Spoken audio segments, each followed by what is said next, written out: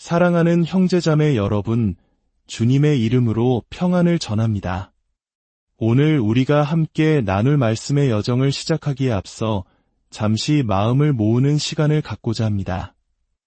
이 메시지가 여러분의 마음에 깊은 울림을 주고 우리의 믿음을 더욱 굳건하게 하는 계기가 되기를 소망합니다.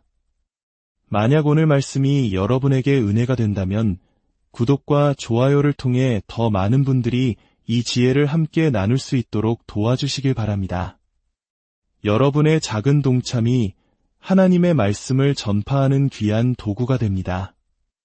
이 채널을 통해 주님의 사랑과 은혜가 널리 퍼져나가기를 기도합니다. 오늘 저는 조금은 낯설고 어쩌면 도전적일 수 있는 주제에 대해 이야기하려 합니다.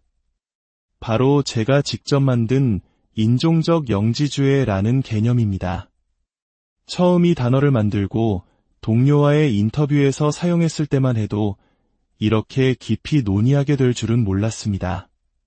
하지만 오늘날 우리가 겪고 있는 여러 갈등과 분열의 이면을 이해하는데 이 개념이 중요한 빛을 던져준다고 믿기에 오늘 여러분과 함께 그 의미를 나누고자 합니다. 먼저 영지주의란 무엇일까요? 이 단어는 지식을 의미하는 그리스어 그노시스에서 유래했습니다.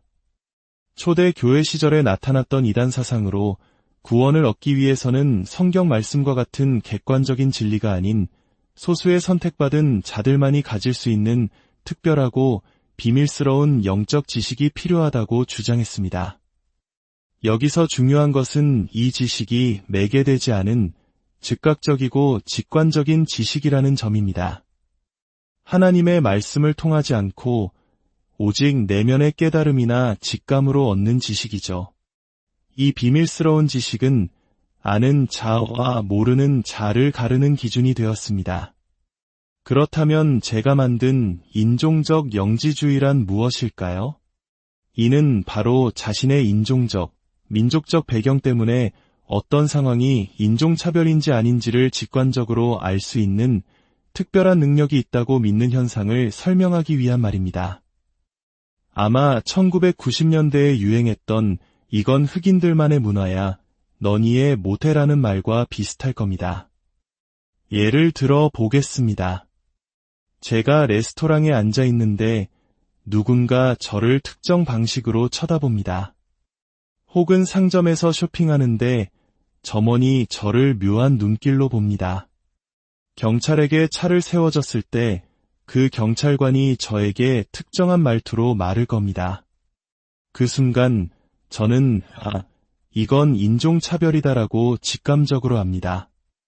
그리고 다른 사람이 저에게 그건 인종차별이 아니야 라고 말하는 것을 용납하지 않습니다. 심지어 상대방이 그런 의도가 아니었다고 해명해도 저는 속으로 이렇게 생각합니다. 그렇게 말하는 것 자체가 바로 당신이 가진 특권의 증거야. 당신은 당신이 뭘 모르는지조차 모르고 있어 바로 이 지점입니다. 당신은 당신이 무엇을 모르는지 모르지만 나는 안다. 이것이 바로 인종적 영지주의의 핵심입니다. 나의 민족적 배경과 소수자로서의 경험이 나에게 억압이 무엇인지 직감적으로 알 수 있는 특별한 그노시스, 즉 영적 지식을 부여했다는 믿음입니다. 이 지식에는 굳이 객관적인 증거가 필요하지 않습니다. 반대로 다수자 그룹에 속한 사람들은 자신들이 누리는 특권 때문에 자신도 모르는 사이에 타인을 억압하고 차별하게 된다고 봅니다. 그래서 그들은 당신이 얼마나 인종차별적인지 다른 사람에게 배워야만 하지만 소수자인 저는 누가 나를 차별하는지 배울 필요 없이 그냥 안다는 것입니다. 이러한 사상은 오늘날 사회를 인종, 계급, 성별 등의 기준으로 나누어 억압하는 자와 억압받는 자의 구도로 설명하려는 특정 세계관에 깊이 뿌리내리고 있습니다. 나의 정체성은 내가 속한 집단, 예를 들어 나의 민족, 성별 또는 성적 지향성에 의해 규정되며 그 집단의 투쟁이 역사 속에서 이해된다고 보는 것입니다. 이것은 단순히 흑인과 백인 사이의 문제에만 국한되지 않습니다. 예를 들어 자신이 트랜스젠더라고 생각하는 사람이 상점에서 다른 사람의 시선을 느낄 때 나는 당신이 나를 판단하고 있다는 것을 안다고 확신합니다. 동성애자 역시 마찬가지입니다. 여성이라는 이유로 억압받고 있다고 느낄 때 그 느낌 자체가 진실의 증거가 됩니다. 이러한 특정 집단에 속해 비슷한 경험을 반복하다 보면 외부인은 결코 이해할 수 없는 직관적인 암을 갖게 된다는 논리입니다. 그리고 다수자 그룹에 속한 사람들은 이런 고민을 해볼 필요가 없었기 때문에 문자 그대로 자신이 무엇을 모르는지 모르는 무지한 상태에 있으며 자신은 인지하지 못하더라도 이미 인종차별주의자, 성차별주의자, 동성애 혐오자가 되어 있다는 것입니다. 이러한 생각은 심지어 그리스도인에게도 스며들고 있습니다. 예수 그리스도의 십자가는 우리의 모든 죄를 사하시고 우리를 변화시키는 능력이 있지만 어쩐지 이 무의식적 차별이라는 죄만큼은 십자가의 능력을 벗어난 것처럼 보입니다. 그래서 그리스도인조차도 이 문제로부터 자유로울 수 없다는 주장이 힘을 얻고 있습니다. 하지만 여기서 우리는 성경적인 균형을 잡아야 합니다. 민족적, 국가적 정체성 자체가 나쁜 것일까요? 결코 그렇지 않습니다. 오히려 그것은 하나님께서 주신 선하고 자연스러운 것입니다. 하나님께서 우리 각자에게 다른 피부색과 고유한 문화를 주셨습니다. 제가 가진 이 풍부하고 아름다운 멜라닌 색소를 하나님께서 주셨는데 어떻게 다른 사람들이 그것을 못 본 척하기를 바랄 수 있겠습니까? 그것은 창조주 하나님에 대한 모욕입니다. 우리가 생맹이 되어야 한다고 주장하는 것은 마치 하나님께서 왜 장미를 굳이 여러 가지 색으로 만드셨는지 불평하며 그냥 다 똑같은 장미일 뿐이야 라고 말하는 것과 같습니다. 하나님께서 다채롭게 창조하셨다면 우리는 그 다양성을 찬양해야 합니다. 아멘. 우리 한국인들도 민족적 정체성에 대한 자부심과 고유한 문화에 대한 애정이 강하지 않습니까? 이는 매우 중요하고 선한 것입니다. 민족적 정체성은 문화를 전달하는 통로이며 우리에게 겸손을 가르칩니다. 어떤 단일 집단도 모든 좋은 것을 소유하지 못했습니다. 우리는 다른 문화의 강점을 통해 우리의 약점을 배우고 서로에게 의지하며 겸손해집니다. 또한 우리의 역사를 통해 하나님의 섭리를 배웁니다. 제 조상들은 끔찍한 노예 제도를 통해 아프리카 대륙에서 강제로 끌려왔습니다. 그 고통의 역사를 선택할 사람은 아무도 없었을 것입니다.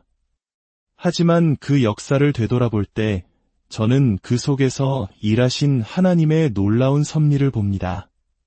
만약 우리가 민족과 문화를 무시한다면 우리는 역사 속에서 일하시는 하나님의 섭리의 손길을 놓치게 될 것입니다.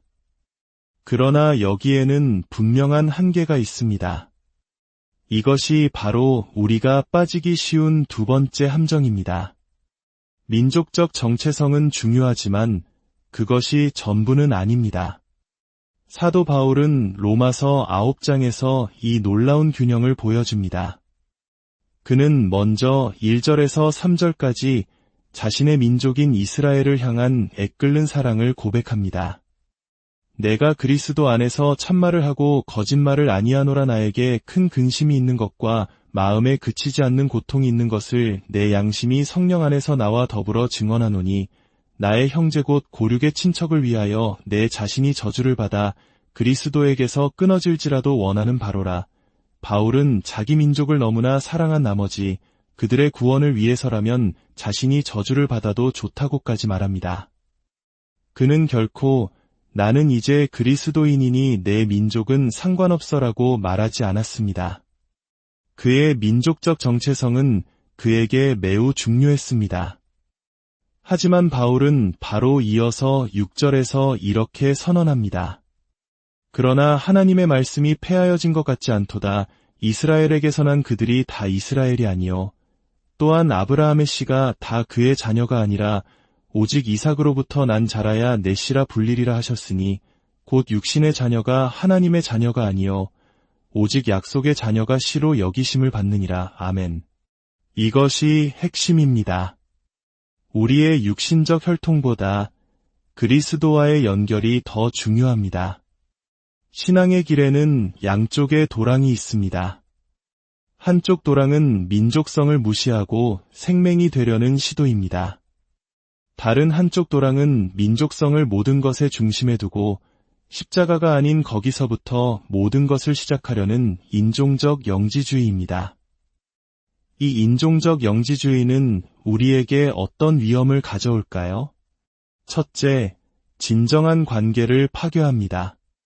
내가 상대방의 마음을 읽을 수 있다고 가정하고 상대방은 자신이 뭘 모르는지 모른다고 전제하는 관계는 결코 건강할 수 없습니다. 그것은 살얼음판을 걷는 것과 같은 불안한 관계입니다. 상대방이 진심으로 축복의 의미로 한 말이 나의 직감에 의해 차별로 규정되고 용서받지 못할 죄가 된다면 어떻게 깊은 신뢰와 교제가 가능하겠습니까? 저는 최근 몇 년간 수많은 목회자들과 성도들로부터 이와 비슷한 어려움을 토로하는 이메일을 받았습니다. 수십 년간 신실하게 사역해온 분들이 단지 어떤 사회적 이슈에 대해 잘못된 입장을 취했다는 이유로 하루아침에 비난받고 내쳐지는 일들이 벌어지고 있습니다. 둘째, 죄와 무죄가 세습된다는 비성경적인 개념을 만듭니다. 특정 인종으로 태어났다는 이유만으로 죄책감을 물려받고 다른 인종은 구조적으로 차별을 할 수 없으므로 무죄하다는 논리가 생겨납니다. 예를 들어 백인 중심의 교회에 흑인 성도가 없으면 죄를 짓는 것이지만 흑인 중심의 교회에 백인 성도가 없는 것은 그냥 자연스러운 현상으로 여겨집니다. 한쪽은 죄를 뒤집어쓰고 회개해야 하지만 다른 한쪽은 아무런 문제가 없다는 것입니다. 이것은 성경적이지 않습니다. 존 맥워터라는 학자는 이러한 현상을 인종주의라는 새로운 종교라고 불렀습니다. 그는 이렇게 말합니다. 백인 특권은 세속적인 백인들에게 주어진 원죄와 같다.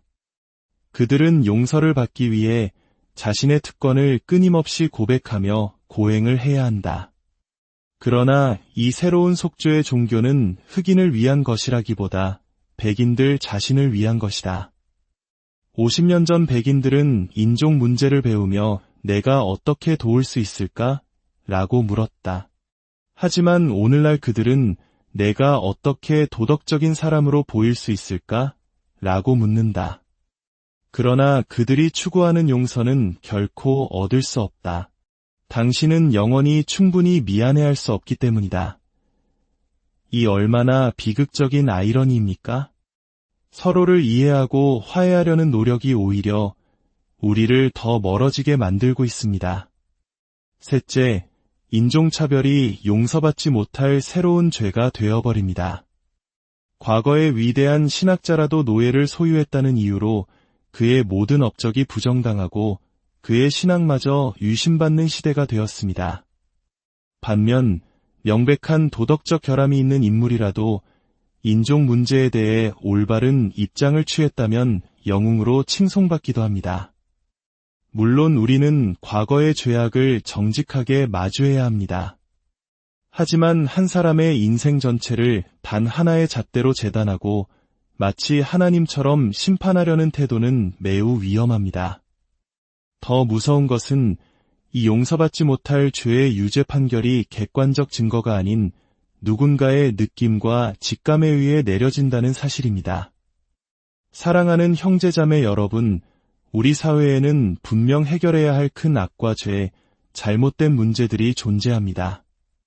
하나님께서는 그 모든 것을 다루실 수 있는 온전히 충분한 당신의 말씀을 우리에게 주셨습니다. 우리는 우리의 감정이나 직감, 개인적인 주장이 아닌 오직 하나님의 말씀을 신뢰해야 합니다. 고린도전서 13장은 우리에게 그 길을 명확히 보여줍니다. 내가 사람의 방언과 천사의 말을 할지라도 사랑이 없으면 소리나는 구리와 울리는 꽹과리가 되고 내가 예언하는 능력이 있어 모든 비밀과 모든 지식을 알고 또 산을 옮길 만한 모든 믿음이 있을지라도 사랑이 없으면 내가 아무것도 아니요 내가 내게 있는 모든 것으로 구제하고 또 내 몸을 불사르게 내줄지라도 사랑이 없으면 내게 아무 유익이 없느니라. 인종적 영지주의의 또 다른 아이러니는 그것이 바로 제 자신의 성화를 가로막는다는 것입니다. 만약 이 모든 문제가 오직 다른 사람들의 마음이 바로잡혀야 해결되는 것이라면 제 안에 있는 죄는 다룰 기회조차 얻지 못하게 됩니다. 저 또한 이 말씀을 제 자신에게 적용해야 합니다. 백인 형제가 저에게 상처 주는 말을 했을 때 저는 어떻게 반응해야 할까요? 팔짱을 끼고 그가 미안해할 때까지 기다려야 할까요? 아니면 성경이 말하는 대로 해야 할까요? 성경은 말합니다. 사랑은 오래 참고 사랑은 온유하며 시기하지 아니하며 사랑은 자랑하지 아니하며 교만하지 아니하며 무례히 행하지 아니하며 자기의 유익을 구하지 아니하며 성내지 아니하며 악한 것을 생각하지 아니하며 불의를 기뻐하지 아니하며 진리와 함께 기뻐하고 모든 것을 참으며 모든 것을 믿으며 모든 것을 바라며 모든 것을 견디느니라. 성경 어디에도 만약 누군가 당신의 감정을 상하게 했다면 당신은 이 사랑의 법을 지키지 않아도 될 권리가 있다고 쓰여 있지 않습니다. 아멘. 우리는 모두 죄를 지어 하나님의 영광에 이르지 못하며 우리 모두에게는 하나님의 은혜가 절실히 필요합니다. 그 누구도 예외는 없습니다. 우리 시대의 악과 죄에 대해 담대히 말하되 무엇보다 그리스도의 복음을 선포하고 신뢰합시다. 그리고 우리 모두가 하나님의 자비가 필요한 죄인임을 결코 잊지 맙시다. 함께 기도하겠습니다. 거룩하신 하나님 아버지, 오늘 저희에게 지혜의 말씀을 주시니 감사합니다. 주님께서 창조하신 다양성의 아름다움을 귀하게 여기면서도 그것을 우상으로 삼는 어리석음에 빠지지 않도록 저희를 지켜주옵소서. 우리의 감정과 경험이 아닌 변치 않는 주님의 말씀을 진리의 기준으로 삼게 하시고 고린도전서 13장의 사랑을 실천하며 서로를 오래 참고 온유하게 대하며 모든 것을 믿고 바라는 믿음의 공동체를 이루게 하여 주시옵소서. 예수 그리스도의 이름으로 기도드립니다. 아멘. 주님의 은혜가 여러분 모두와 함께